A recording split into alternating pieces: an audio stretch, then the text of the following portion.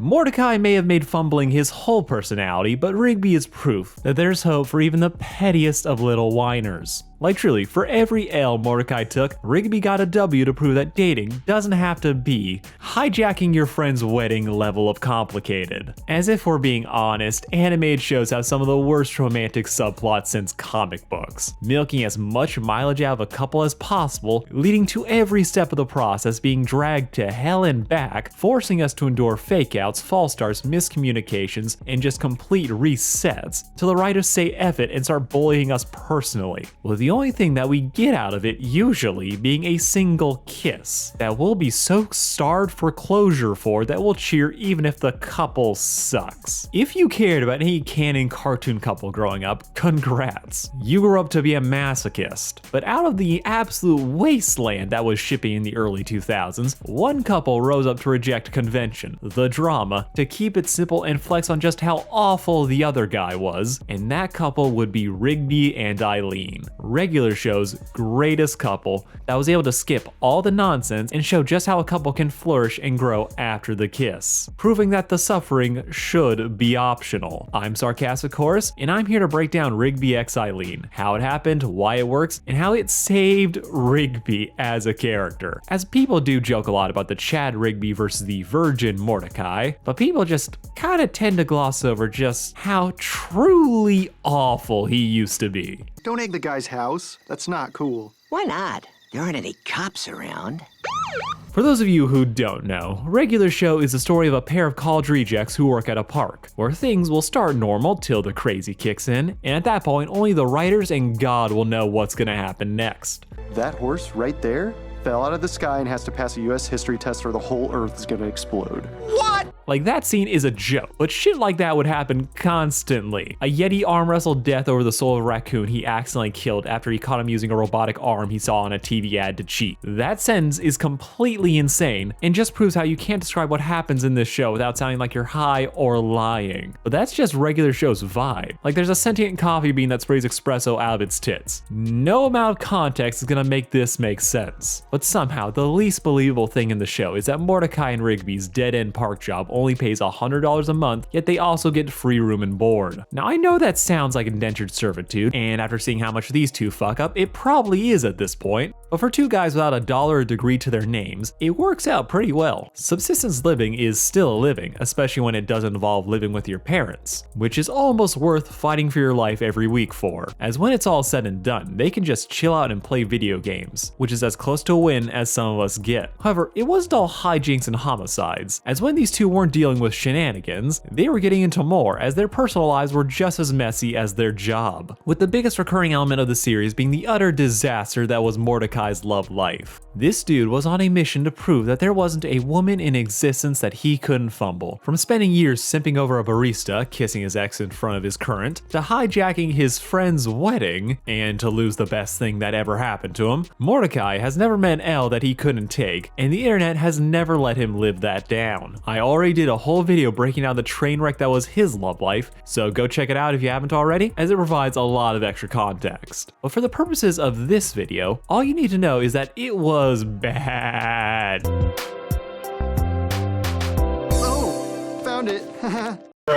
Mordecai's love life was a nightmare from its first whimper to its last. Though to the show's credit, it at least knew what it was doing. But Mordecai's love life was the embodiment of the most annoying shipping drama of that era. It makes a massive game out of getting these two people together, while never really caring about what they would do after the fact. The relationship was never the point, it was always just about the race to get there. Teasing out small moments of growth, slowly edging these small moments where it seems like it might happen, only for nonsense to get in the way, as everyone in the room rolled their eyes at how overly complicated this shit had gotten. Then, when it finally did happen, Margaret straight up left the show, leaving Mordecai to spiral till he fell into a more healthy, casual hookup situation with CJ, only for Margaret to stroll back in when it was most inconvenient for everybody, creating a love triangle that didn't end well for anybody, with the biggest casualty of this whole situation being Mordecai's rep, as people still clown on him for all of this. DJ!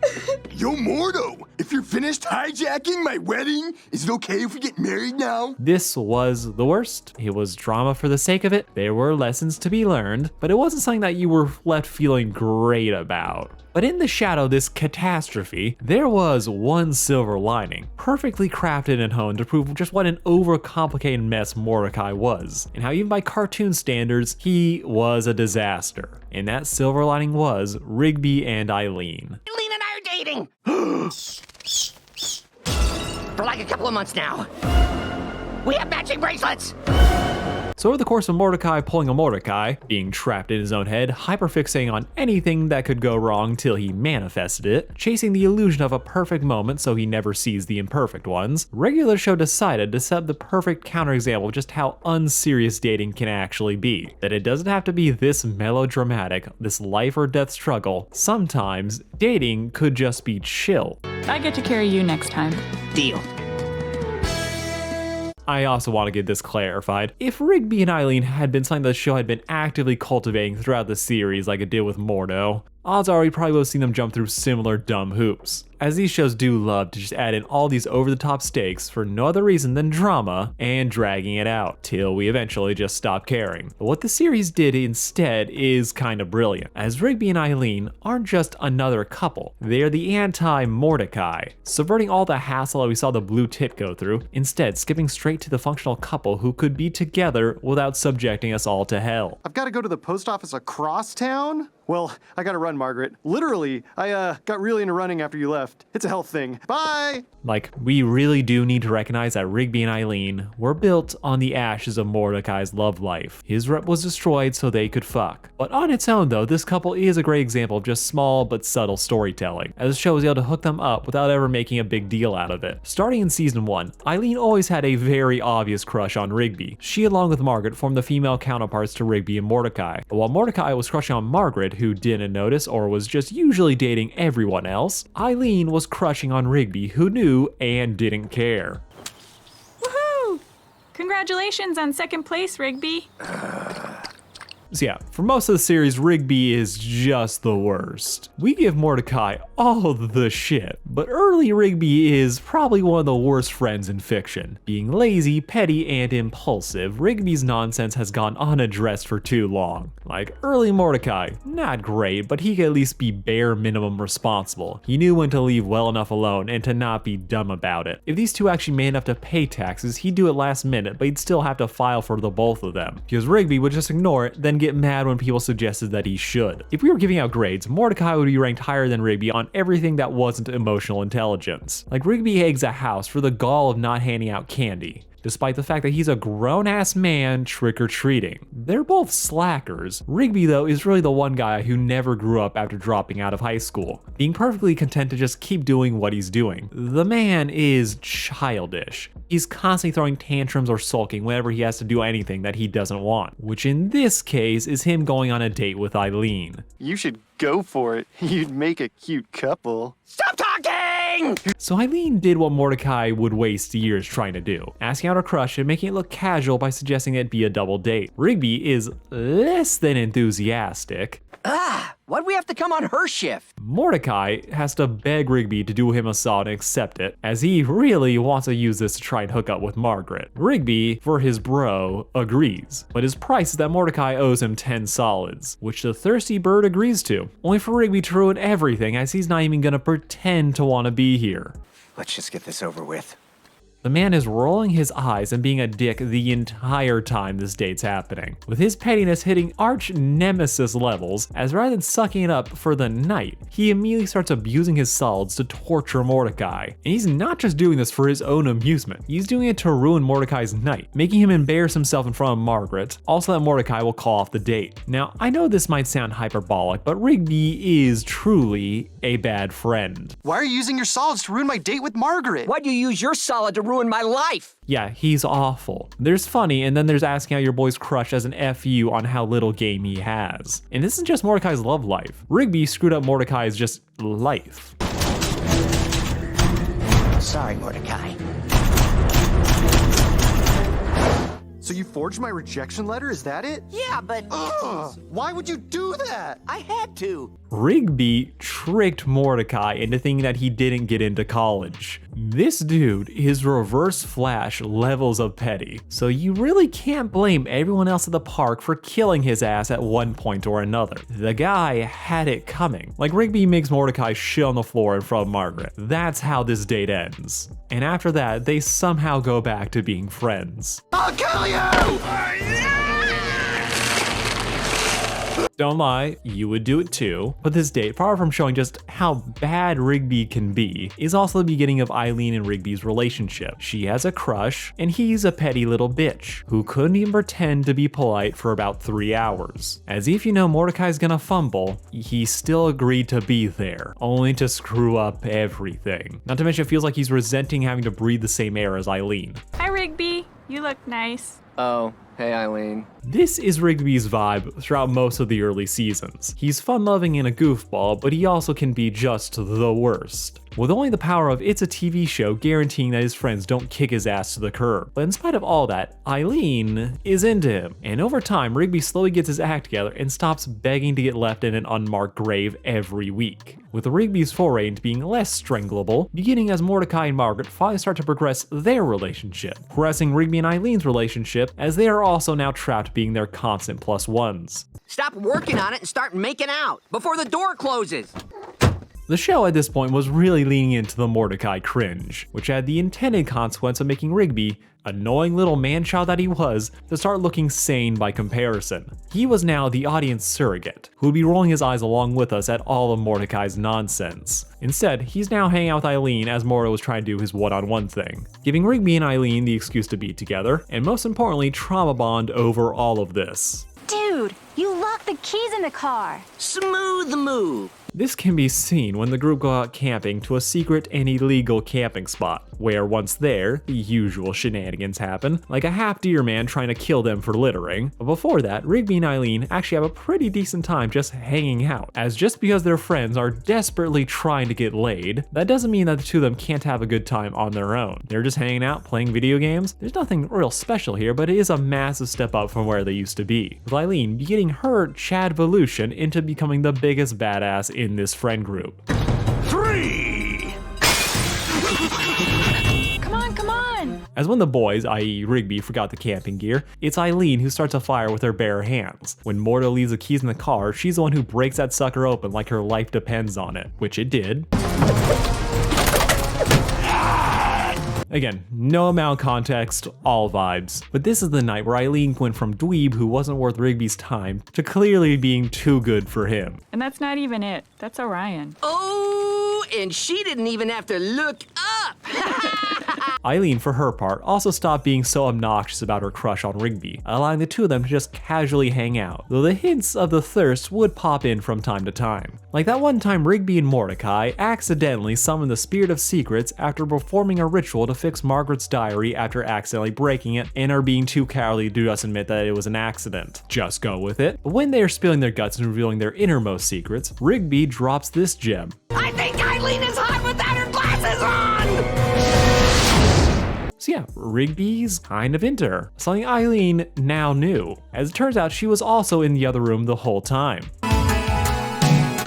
Yeah, it turns out Margaret accidentally asked the both of them to water her plants. Nobody knew the other was coming, just a happy little accent to let her know that she does in fact have a shot, keeping the door on these two hooking up open and keeping it from not just being a friend thing, which nothing wrong with that. But all the shows that needed one decent hookup, this show needed it the most. And Eileen would just keep getting better, as from this point on she would slowly be integrated into the greater friend group, arguably becoming closer to the boys than Margaret ever was, as when she was around the story inevitably became a romance thing. Eileen, she could just casually hang out and develop a bond with everyone else, often helping them plan things like setting up a goodbye party for Margaret, which of course involved a dance battle with a bunch of ghosts who partied too hard in the 80s. Yeah, that happened. But through it all, Eileen held her own and continued to prove that she was probably the best person here, always willing to help out a friend, but never being wasn't too selfish. She was a dork at heart, but she probably had plenty of skills that would put her near the top of the show's random ass power scaling, with Rigby, through all of this, slowly becoming a better version of himself. As yeah, even in a show meant for kids, he was always the most childish person in the story, with everyone calling him out on it. But over the course of the series, we would watch him go from looking better by comparison to genuinely getting his act together and outshining Mordecai,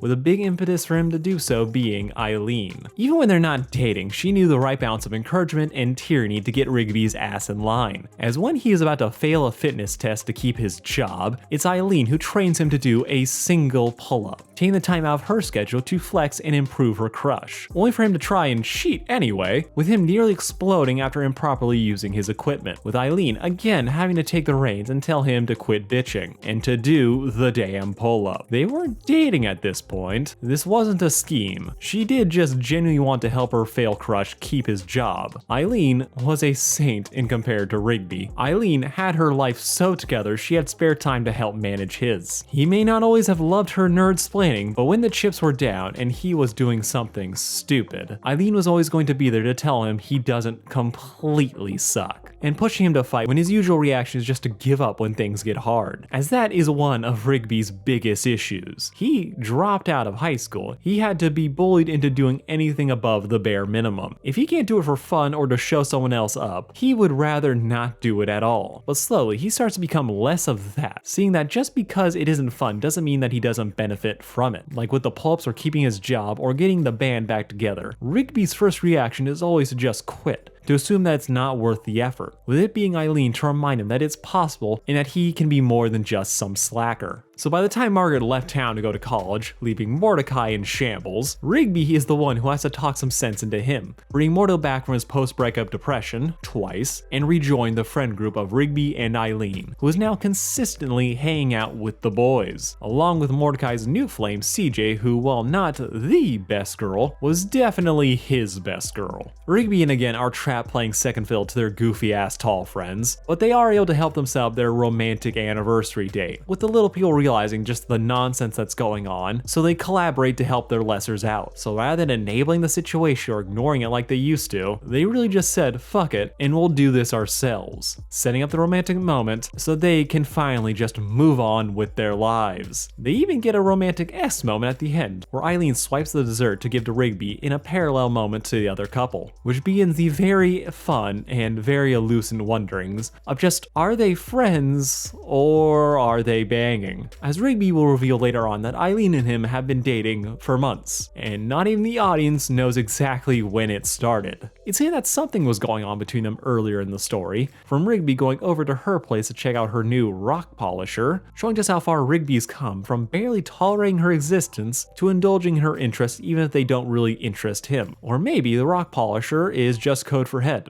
We will never know, though they are definitely fucking by the time he decides to install her new TV. You know where Eileen keeps her house key? Yeah, I water her plants sometimes when she goes out of town for a dance invitational or whatever. Yeah, Rigby knows where her spare key is. He knows all of her drama with her roommate. He's going out of his way to surprise her by installing the new TV she just won. The man is getting his game face on and taking charge of work, which if you know Rigby's relationship with work, you'd realize how out of character this is. Like, even the other characters are noticing this, but he doesn't, even putting in extra when he has to negotiate a hostage TV situation with Eileen's crazy roommate. Rig is going above and beyond for Eileen, and at this point, I really should have figured out the first time that they were dating, but that's very much by design, as despite all the hints, it's not till Muscle Man's wedding does Rigby drop the bomb to his friend. Spill it! Eileen and I are dating! Now Mordecai here was trapped in another love triangle, where unlike last time, the third person wasn't his self-doubt, with Rigby finally snapping and telling him to just stop overcomplicating things, and stop letting inertia make the decisions for him, to go with his gut and not overthink this. And Mordecai does take this advice from his now more healthily functional friend. He takes the advice poorly, but I do love the reveal that Rigby and Eileen were dating this entire time. And I especially love how we don't know about it. So much of a regular show is tied to shenanigans. There's always gotta be something wild and extra for it to overcomplicate things, which is the perfect meta reason for why we never see Rigby and Eileen hooking up. Because it's simple. There's no life or death situation, no all-consuming anxiety about asking the other out. They've had episodes together, but them becoming a couple happened off-screen because it was such a natural progression of who they were as people, growing closer as friends till it just made sense that they would give this a shot. Eileen already had a crush. Rigby knew she was amazing and thought she was hot without glasses. They both kinda want this,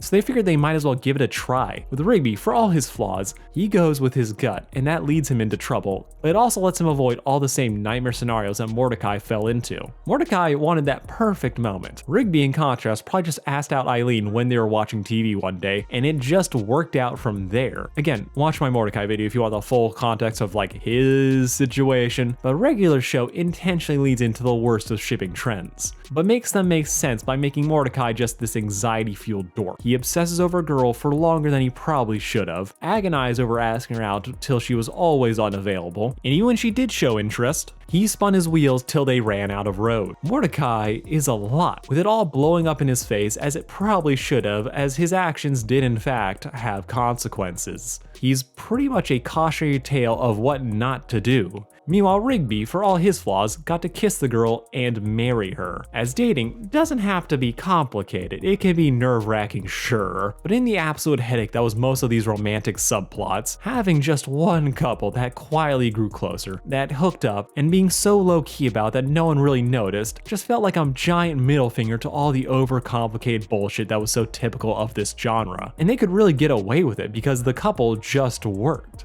Rigby and Eileen were dating, and pretty much nothing had to be changed with how they were interacting before that. This is in contrast to all these other shows that just end with the kiss, as they usually just want to have one giant moment, rather than struggle with the perceived difficulty of writing a couple that was together and happy. Instead, what they did was integrate Eileen into the friend group early, establish her and her own struggles and issues. Like sometimes, she can be a bit of a pushover, as her one music video got hijacked by the boys, with her having to learn how to put her foot down to fight for her vision. She's a chill but secretly badass member of the group. She is already an established character. She is not just the love interest. So the fact that we get the reveal that Rigby and her are already dating doesn't limit the storytelling choices, it only creates new ones. Like the one time she fake dumped Rigby to send him to Depression X USA. You're irresponsible, lazy, you never try anything new. Now we're talking. Eileen was a beast, who was probably one of the best additions the cast ever had. And if you want proof of that, just look at how she outlasted every other female character in the series. But now that they were in this relationship and Mordecai was swearing off dating for the moment, the story did have to find new things to do with this couple, which in this case was helping Rigby get his act together, as the man realized she really is out of my league.